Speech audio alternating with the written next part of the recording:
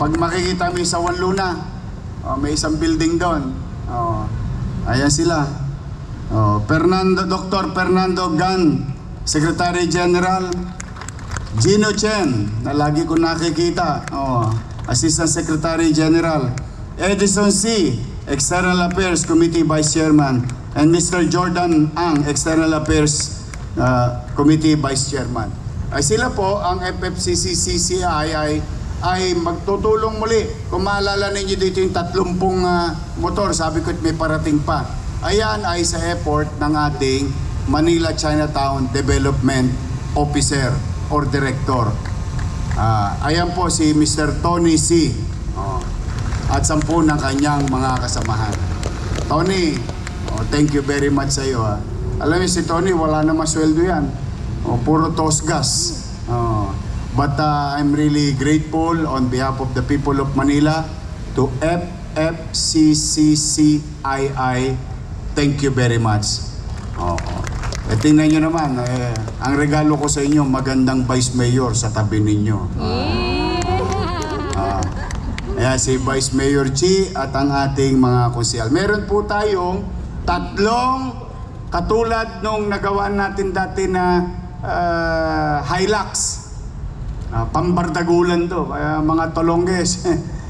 Pahirap ng pahirap ang buhay nila ngayon sa Maynila.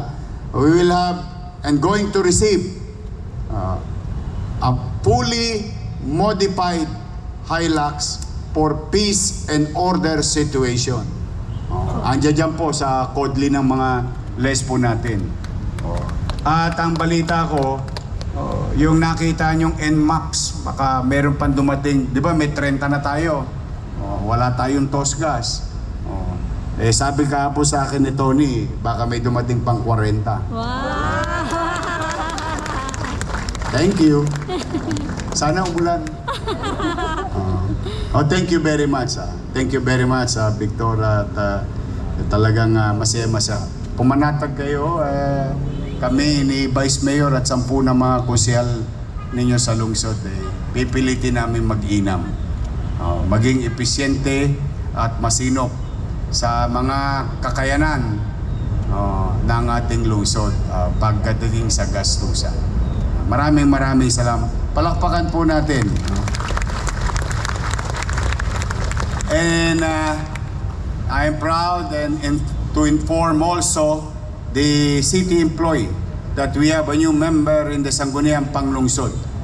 The newly elected, out of 896, he garnered 844 votes from the Liga ng mga Barangay Konsehal Erica Platon.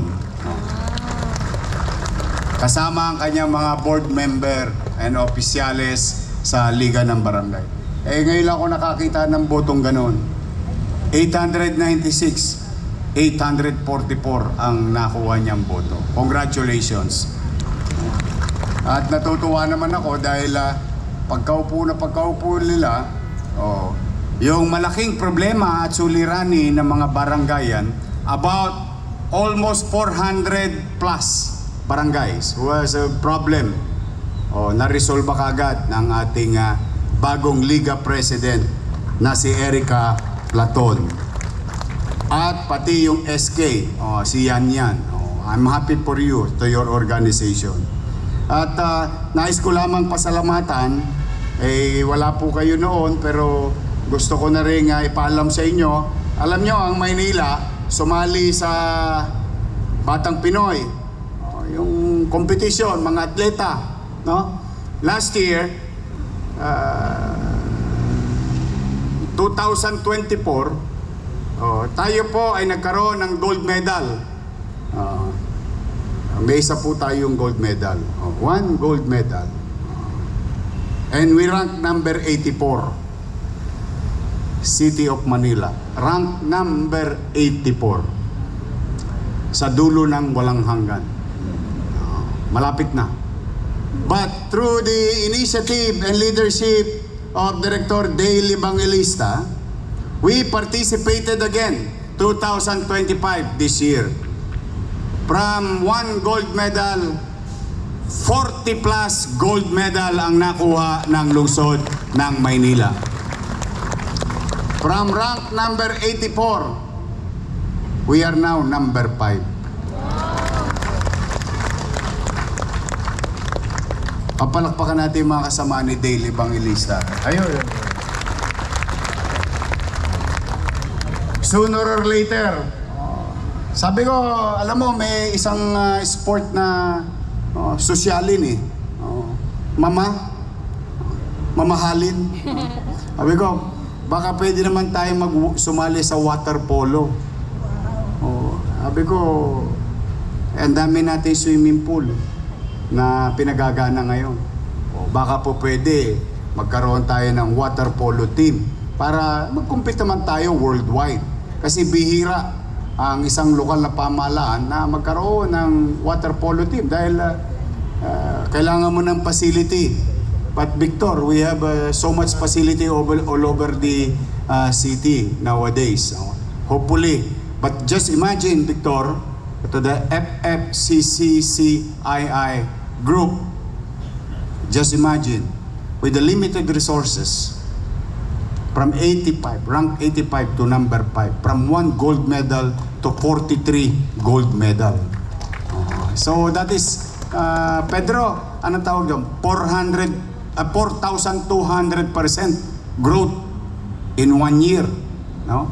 So there is future for mga batang Maynila bilang atleta.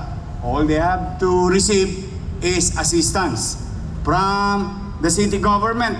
And I would like to make mention of Burlington Industry Philippines. Thank you very much sa Burlington. Thank you sa inyo. At saka yung mga nag-sponsor, or ROC Group,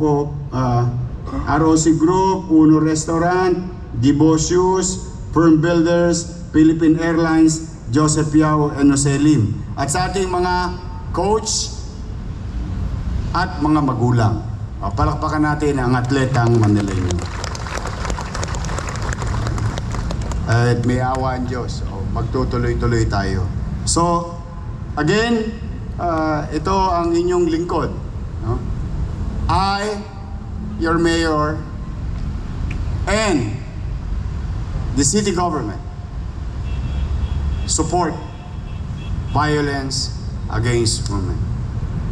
We must support, limit, or eradicate such violence against women. Naalala nyo, noong araw, lagi ko sinasabi, sa Maynila, at sinabi ko to nung mga una kong flag ceremony itong termino to. Sa Maynila, walang babae, walang lalaki, walang bakla, walang tomboy, walang mahirap, walang middle class, walang mayaman. Lahat pantay-pantay.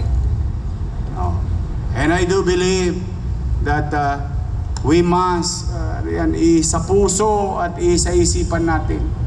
Igalang natin ang ating mga kababaihan. Diyan tayo galing. Tandaan ninyo, ano man ang ginagawa natin sa mga babae, para natin ginagawa sa ating ina. Lagi niyong iisipin yan. Alam mo, misa, siyempre, pag hindi nagkakaunawaan, talagang normal yun. Wala namang perfect na pagsasama. Whether sa opisina, o sa personal, o sa loob ng bahay. But, yung pagbubuhat ng kamay sa ibaba, hindi po maganda yun. Hindi po kamachoan yun, ha? Just so you know. Kaya tayo, iiwasan niyo yan sa ating kanya-kanyang opisina. Dito magsimula. Yan. Yang tinitingala ng utaw na lahat ng dumaraan. Simbolo ng gobyerno ng lungsod ng Maynila. Diyan natin simulan sa ating tahanan. So, magmahalan tayo. Ang babae ay minamahal. Taas ang kamay ng may mga asawa na. Lalaki, taas ang kamay. May mga asawa na. May asawa na kayo? Minahal nyo ba yung inyong asawa? Oo.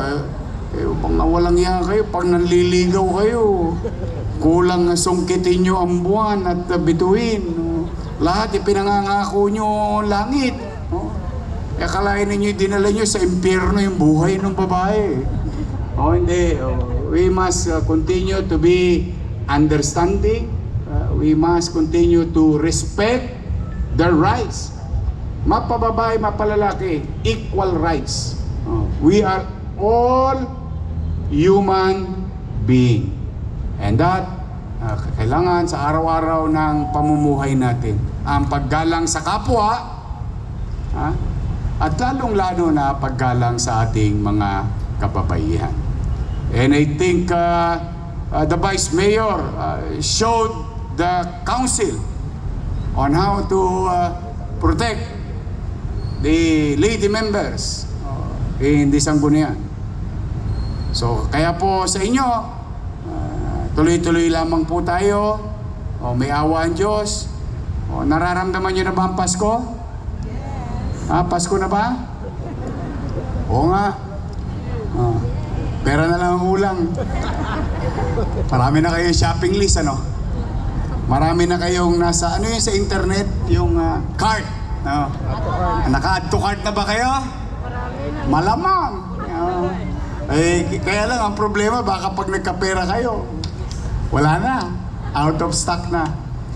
Enjoy Christmas.